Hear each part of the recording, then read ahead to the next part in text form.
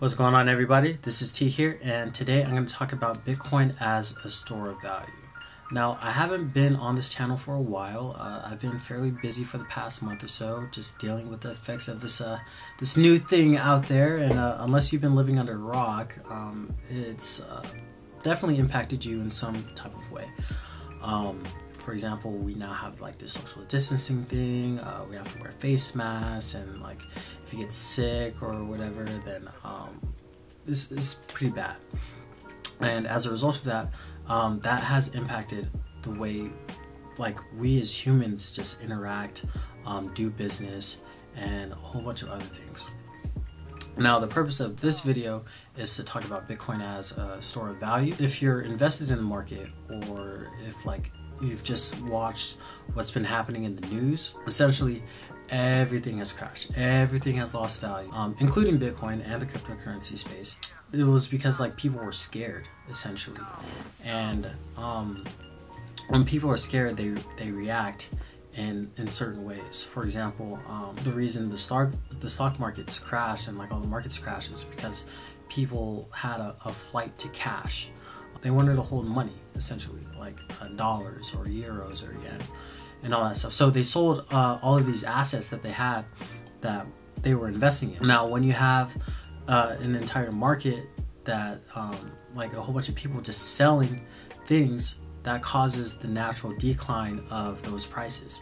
And because of that, there was like this huge like credit and like liquidity crisis, which has caused a lot of the central banks in the world to want to print money. What it's called quantitative easing. But essentially they're printing money out of thin air.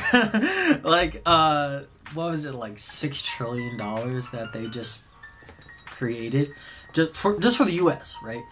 And like I felt this firsthand, or like I dealt with this firsthand because I work in a bank.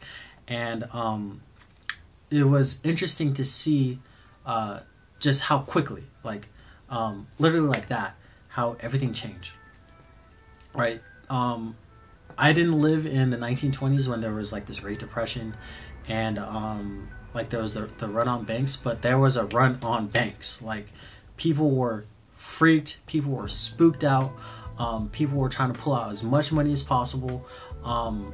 As a result, like many banks out there, they limited cash withdrawals, essentially. But like in today's age, a lot of money doesn't necessarily exist as cash. Like in the 30s, it only existed as paper money. So that's why when people went to go pull out money, the banks had no money.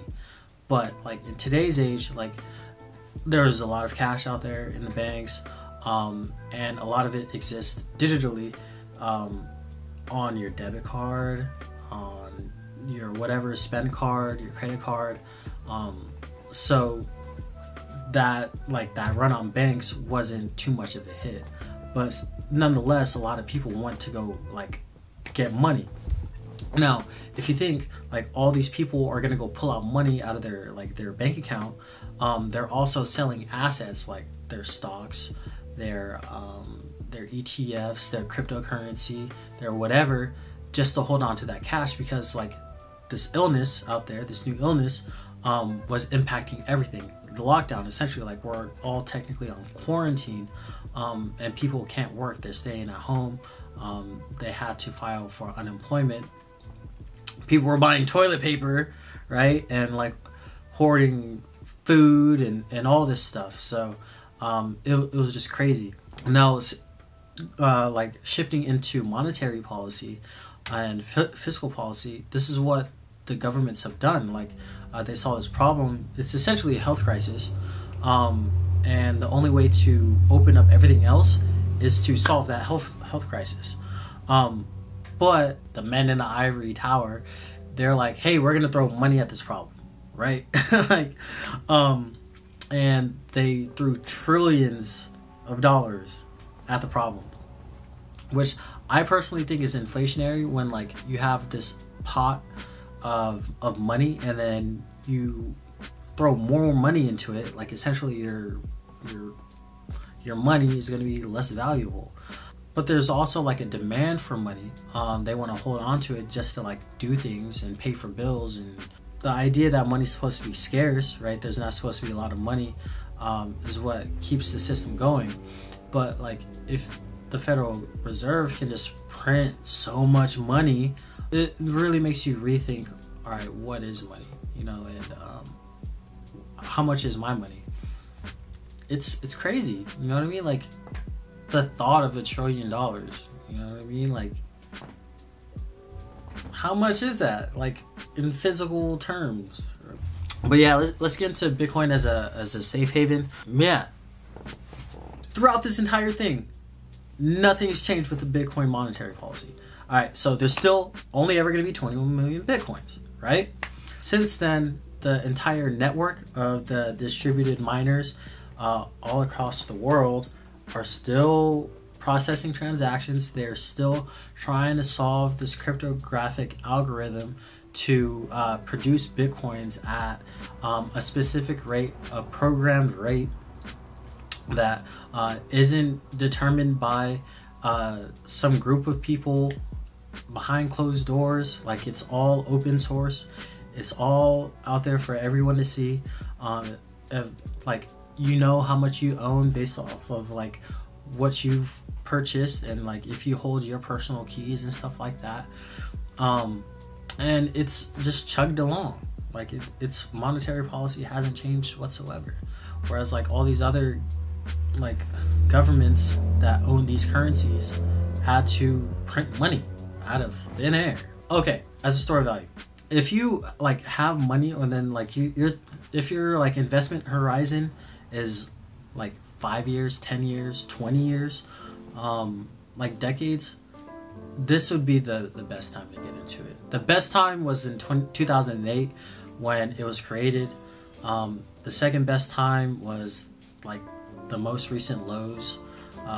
Oh no, like 3,500 after it crashed from 20,000, and then it jumped up to 10,000, then it crashed again, and then now is like a perfect time to get in, because you know it's scarce. You know there's only going to be 21 million Bitcoin, and like the infrastructure and the fundamentals of all of Bitcoin has just grown more and more and more and more. Institutional money is starting to go into it. Retail investors are starting to realize that, like, hey, this is an alternative investment that's like safer. It's still in its infancy, like I'll give it that, but like, say you look at oil, just today oil went into the negative. They're like, companies are gonna pay people to take oil off of their hands. Like, hey, how could I get free oil? You know what I mean? Like, how can I get barrels of oil so then I can drive my car for essentially free? And they'll pay me, but like, it doesn't work like that. But yeah, that was crazy. That drug down the market in and of itself. But like, Bitcoin and the entire cryptocurrency space, they've never dropped down to zero in a day. Like, I don't know. And it's out there. Now, like, the government's taxing people on Bitcoin. Why not just invest into it?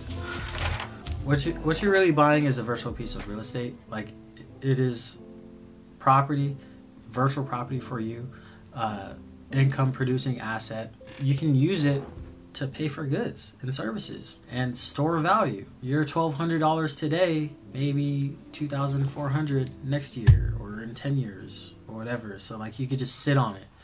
And it's probably like one of the safer things to purchase, like if you don't just blow it on whatever. Yeah, I'm gonna end it with this quote here. Holding cash is not beneficial in these circumstances because the currency has been devalued and you are losing purchasing power. So where do you put it? That is potentially where the likes of Bitcoin and other crypto assets may see benefit. So yeah, all right, this is T. Peace.